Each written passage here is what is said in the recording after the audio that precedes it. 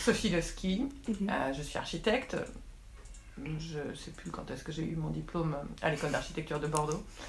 Et en fait, eh bien, j'exerce en tant qu'architecte de campagne, entre guillemets, même si je suis dans une toute petite ville. Mais on est des architectes de proximité. On travaille à 30 km à la ronde et pas plus. C'est pas que je refuse tout projet qui dépasse 30 km, c'est que j'ai communiqué sur le fait que je ne travaillais que à 25-30 km à la ronde, pas plus. Donc effectivement, quand les projets sont un peu loin, j'oriente les gens pour leur dire essayez de trouver plutôt un architecte qui sera plus proche de vous et plus au courant des entreprises qui sont autour de vous et des matériaux qui sont disponibles et du climat qui est autour de vous.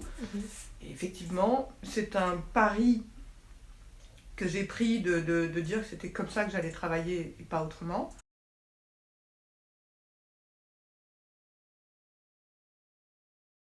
La direction qu'on a prise, enfin que j'ai prise au départ, et maintenant j'ai la chance d'être rejoint par Mariam, par Juliette et d'autres personnes qui veulent encore arriver. On va pousser les murs, mais on ne veut pas être trop gros non plus. Donc cette direction, c'est de travailler uniquement en architecture qui est liée à son environnement. Enfin, voilà, qui est dû, donc en fait, avec des matériaux locaux et naturels, le plus possible, et de manière bioclimatique. C'est-à-dire, bioclimatique, ça veut dire qu'on a des systèmes le plus frugal. En fait, c'est la frugalité. D'accord ? Voilà. Et chacun de nos projets est une étape dans toute la recherche qu'on fait, parce que chaque projet est un défi, d'abord, et l'occasion d'explorer des manières des systèmes, en fait, des systèmes qu'on met en œuvre, parce que même si ce ne sont pas des systèmes technologiques, ce sont des systèmes physiques qu'on met en œuvre au travers de nos projets. Et voilà. C'est un enchantement de faire ce travail. Ce que je fais est un enchantement, je suis heureuse de le faire.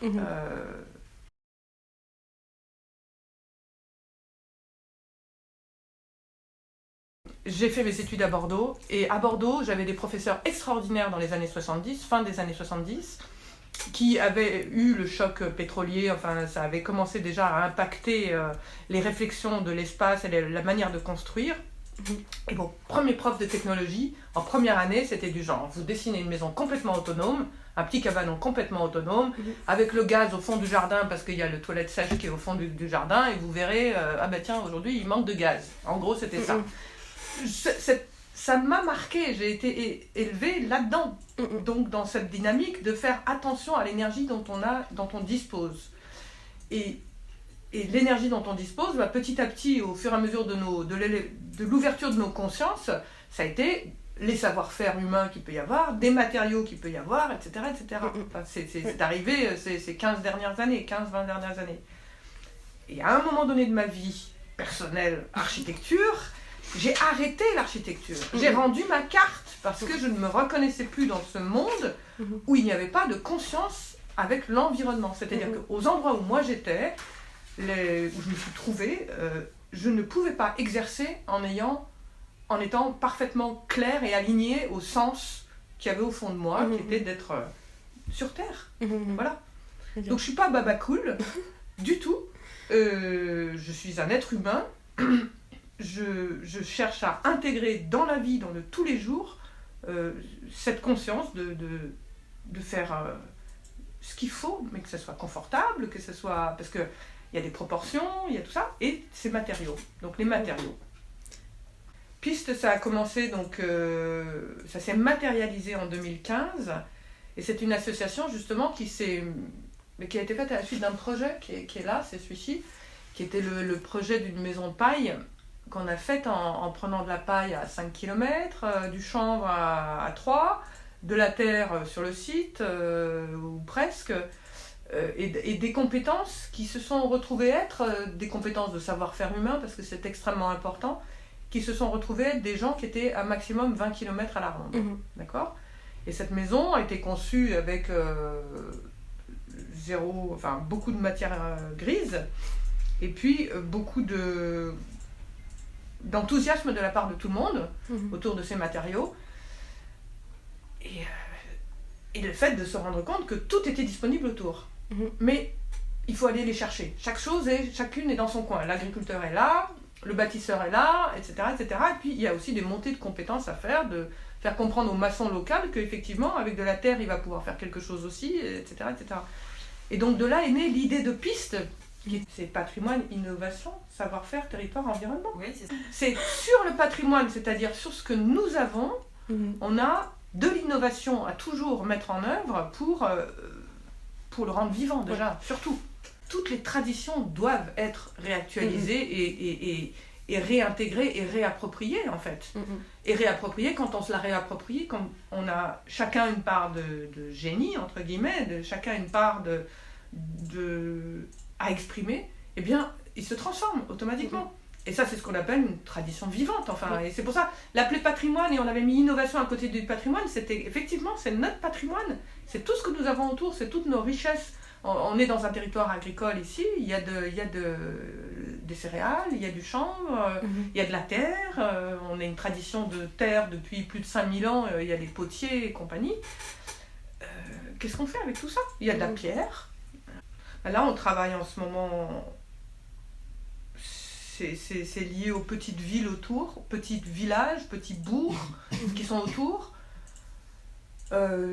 C'est autant de la rénovation à l'intérieur de la ville. Uzès, c'est et cet urbain très plein de pierres, et en même temps des terres qui s'ouvrent vers la campagne. Donc on travaille beaucoup à la limite de la campagne, mais en faisant attention à l'urbain qui est ici, puisque en plus on a une grosse contrainte d'architecte des bâtiments de France. Voilà. Mais l'idée, là en ce moment on est en train de faire des locaux pour une entreprise qui vont être en paille bien évidemment, et qui se trouve dans une zone artisanale qui est en pleine forêt, quoi, mais à proximité d'une grande ville, etc. Ici le rural est toujours complètement lié à l'urbain. Enfin, dès qu'on est loin de la grande ville qu'est Nîmes.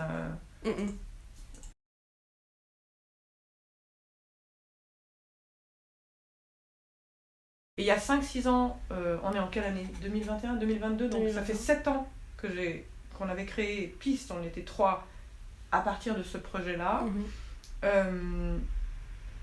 Ça a été des temps où on a été parlé, diffusé, faire des formations sur la construction paille, donc la fameuse pro-paille, mais en disant aux mairies, tiens, on vient faire une pro-paille chez vous et on construit un mur qui restera, et non pas une maquette qui est démontée à la fin.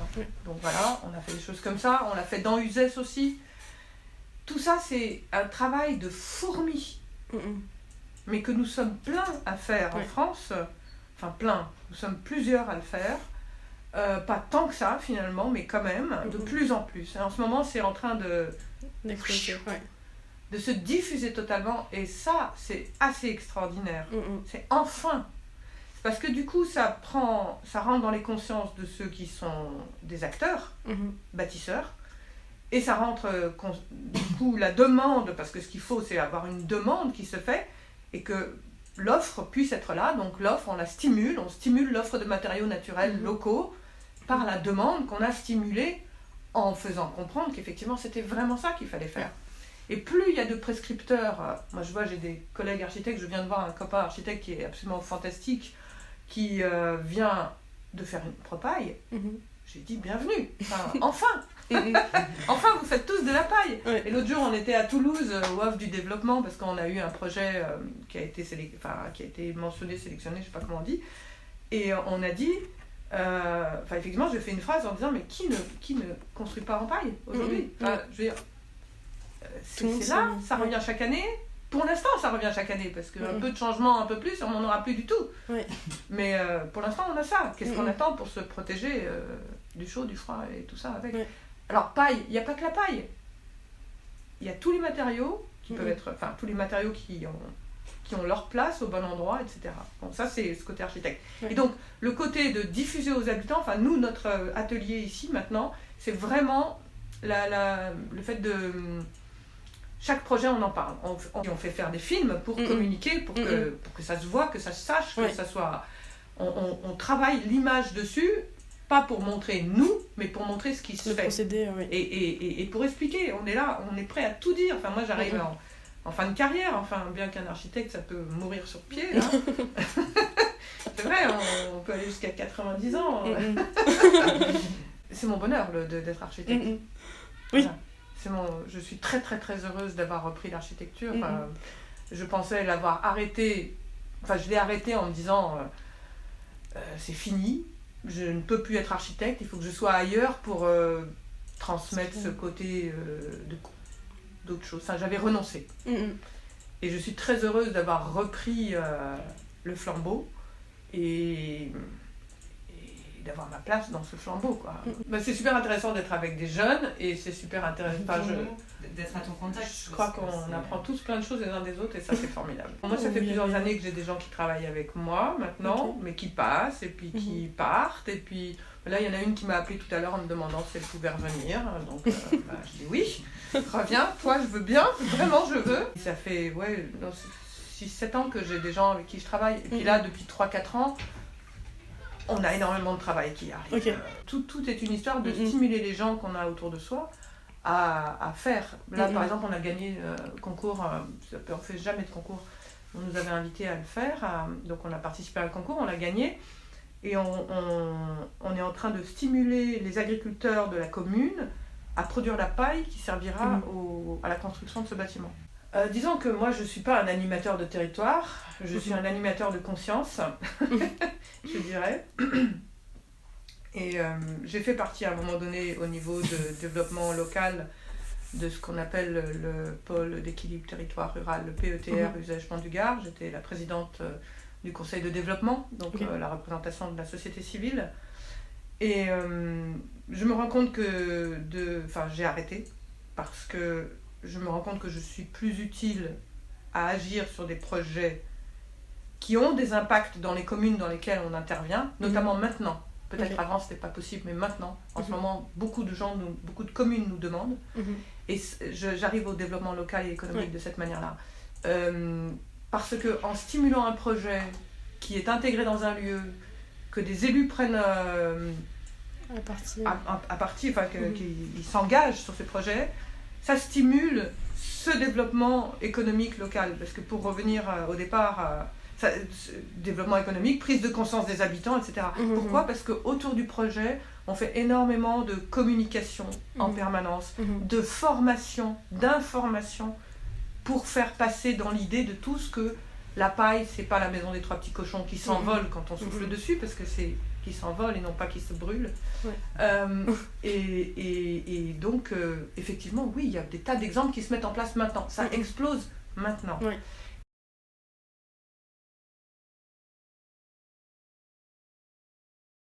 J'ai eu beaucoup de chance. J'ai travaillé sur des projets fantastiques à Paris. Très jeune, j'ai eu beaucoup de chance. Je n'ai jamais travaillé dans une agence. J'ai travaillé dans une agence une fois, c'est-à-dire à un moment donné, à 27 ans, j'ai eu un changement dans ma vie, on va dire ça comme ça, et la galère totale. Donc je suis retournée dans un pays où j'habitais quand j'étais jeune, et j'ai travaillé dans une agence d'architecture, et en même temps j'ai été... on m'a proposé un poste d'enseignant à l'école d'architecture de Genève, de l'université de Genève. Parce que tout ce que j'avais fait avant, des meubles, des choses, etc., c'était une approche de l'espace qui faisait qu'on m'a dit, ok, venez. Donc j'ai été assistante d'un professeur Ludi à Genève. Et c'était très intéressant, ça a été une expérience de 3 ans, d'enseigner l'architecture. C'est les 3 seules années où j'ai travaillé salarié de ma vie. J'ai toujours été à mon compte. Dès le départ, je suis sortie de l'école, je me suis mis à mon compte. Je faisais designer et autres. J'étais indépendante, auto-entrepreneur, ça n'existait pas à l'époque, il fallait payer des charges pas possibles, on s'en sortait pas. Alors qu'aujourd'hui, c'est merveilleux, l'auto-entreprise. Mais en gros, je me suis mis tout de suite à mon compte, c'est tout. Je n'ai jamais... Comment dirais-je ? C'est difficile d'obéir à quelqu'un, sauf quand on choisit d'obéir à quelqu'un. Et quand vous êtes contraint, je ne sais pas être contrainte. Dès que j'ai une contrainte, je cherche la manière que cette contrainte ne soit pas une contrainte. Je sors du cadre. Et c'est ce qui me permet de trouver toutes les solutions que je trouve en général. Mais c'est justement... je déteste la contrainte. Je déteste qu'on m'attache un collier pour me dire c'est comme ça. Je ne peux pas m'attacher. En fait, en sortant de l'école d'architecture, j'ai été sollicitée par une collègue de l'école, une amie, qui m'a dit tiens, j'ai une exposition à faire sur l'architecture des années 50. est-ce que tu veux la faire avec moi? Et donc, on a rencontré des êtres exceptionnels, qui sont tous les architectes des années 50. Ils sont tous morts maintenant, hein. Mais c'était des gens extraordinaires, comme Bernard Zerfus, comme Gillet, qui a fait à Royan la cathédrale, etc. Anatole Kopp, André Woganski, qui était le collaborateur de Le Corbusier. Et ça, c'était des êtres exceptionnels. Claudius Petit, qui est le ministre de la Reconstruction, qui a permis que Le Corbusier construise ses... Alors après, on dit ce qu'on veut sur Corbusier. Mais... Des êtres passionnés, passionnants, et ce contact-là a été quelque chose de merveilleux. Et je suis restée en contact avec eux jusqu'à leur fin. Enfin, en tout cas, sur 2 ou 3 personnes, je suis restée en contact avec eux. Et donc, quand je suis arrivée à Paris, parce que je n'étais pas de Paris, c'est Bernard Zerfus, qui était académicien à l'Institut de France, qui m'a dit, mais tu veux du boulot? Ben, je dis, écoute, ouais, j'ai rien, je veux bien un peu de travail. Je dis, j'ai un truc à te proposer, par contre, ça sera réparer les toilettes des appartements de l'Institut de France, des trucs comme ça. Il y a plein de propriétés de l'Institut de France dans Paris. D'accord. Et je dis, ben ok, je prends parce que Et j'ai appris comme ça, à aller sur les toitures en zinc et réparer le zinc et savoir comment était un terrasson et je sais plus quoi. Hein. Tous les détails techniques que je connais aujourd'hui, je les ai appris là, grâce à ça. Je travaillais pour une des fondations de l'Institut de France, dans laquelle j'ai géré toute la manière d'économiser son chauffage, de le réguler, etc. Et d'intervenir de telle manière que les choses soient faites dans le bon sens. Putain, mais à quoi bon jeter l'énergie par les fenêtres, quoi. Donc c'était déjà cette dimension attentionnée à qu'est-ce qu'on fait, enfin,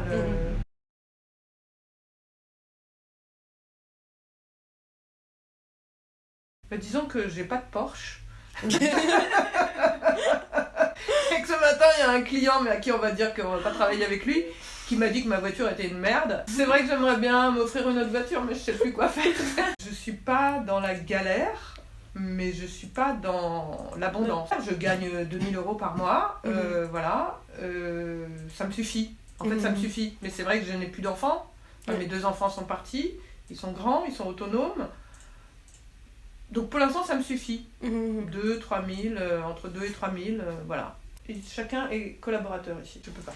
Donc par contre, dès que j'ai de l'argent, je fais en sorte que ça soit dispatché parce que... Mais bon, je vais pas jouer le... J'ai jamais eu de problème d'argent, même quand j'en avais pas. Ça a été des angoisses à des moments de ne pas pouvoir payer des factures. En ce moment, j'ai pas ce problème-là. Ça me permet de me rémunérer, ça me permet de rémunérer pour l'instant 2 personnes et on attend la 3e. Mais on a tous des rémunérations où on attend les fins d'année pour se le redispatcher ou quelque chose comme ça, voilà, s'il y a. Mais a priori, oui, là, on a beaucoup de travail.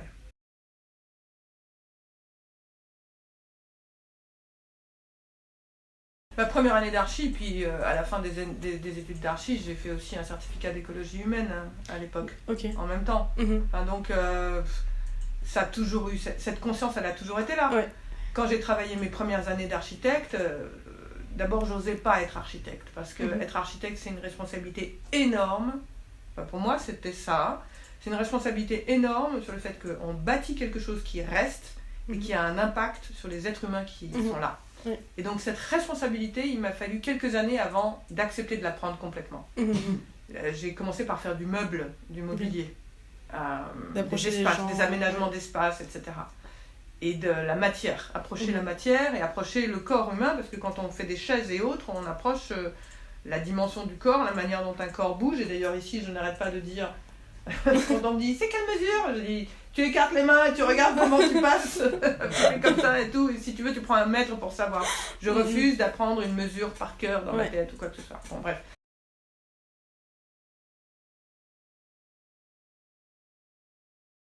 Un jour, j'ai accepté cette responsabilité d'être architecte et de bâtir, d'oser bâtir. Et dès le départ, je cherchais l'économie, c'est-à-dire la juste intervention.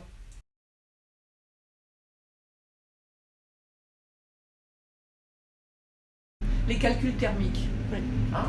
À l'école d'architecture, nous, on apprenait les calculs thermiques. On faisait tous les calculs des maisons, on devait calculer la puissance de chauffage qu'on devait mettre dedans, etc., en ayant intégré la ventilation, machin chose et compagnie. C'est pour ça, quand je parle avec Célère, je comprends un petit peu ce qu'ils disent, même si les choses ont beaucoup évolué au niveau réglementation thermique, mais les apports solaires gratuits et tout.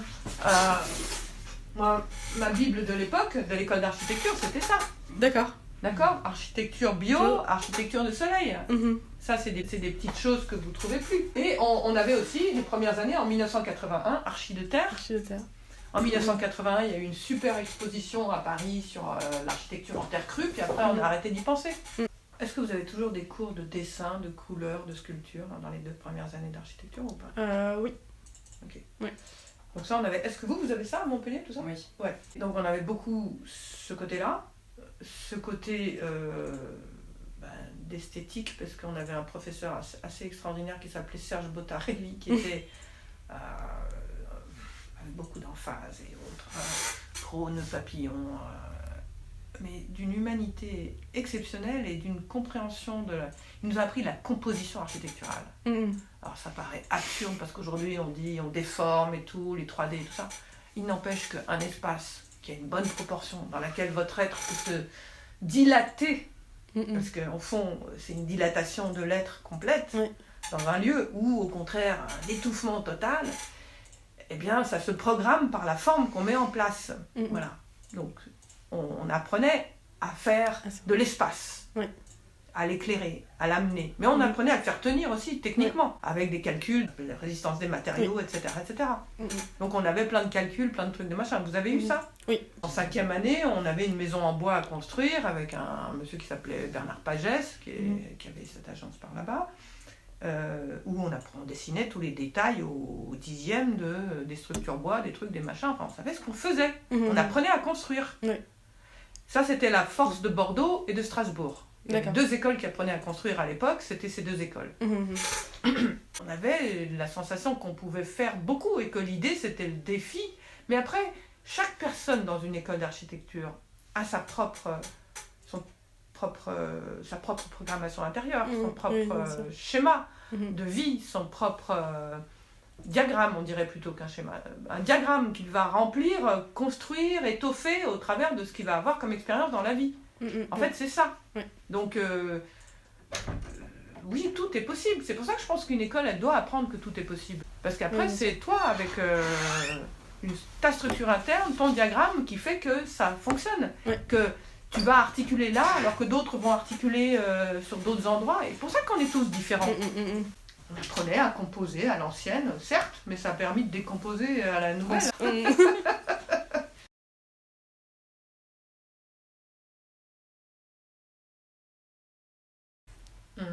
Qu'est-ce que c'est que commencer sa vie comme un architecte? Ça veut dire que tu es devenu un vieux. D'abord, de bien connaître la matière. Pour donner de l'esprit à la matière, il faut aussi connaître la matière. On est là pour donner de l'esprit à la matière, on est là pour lui permettre d'apporter beaucoup, plus que juste être une vibration de matière. Et donc, en la connaissant bien, donc en ayant les mains dans la matière aussi, parce que nous, c'est ce qu'on fait. On a construit pendant des années une petite cabane en paille, dans laquelle on a fait des embouts de terre, des cloisons de terre-paille, etc. Donc, on a tout tripoté. C'est comme ça que j'ai rencontré Maria. Elle revenait ça, c'était il y a 4-5 ans. Elle revenait du Maroc parce qu'elle avait fait une session pendant 6 mois au Maroc, là-bas, Erasmus, et elle est venue faire 2 jours avec nous, mettre les mains dans la terre. Et j'ai dit, écoute, quelqu'un qui fait ça, tout, tu viens en stage, il n'y a pas de souci, je te prends. La matière, pour nous, c'est super important.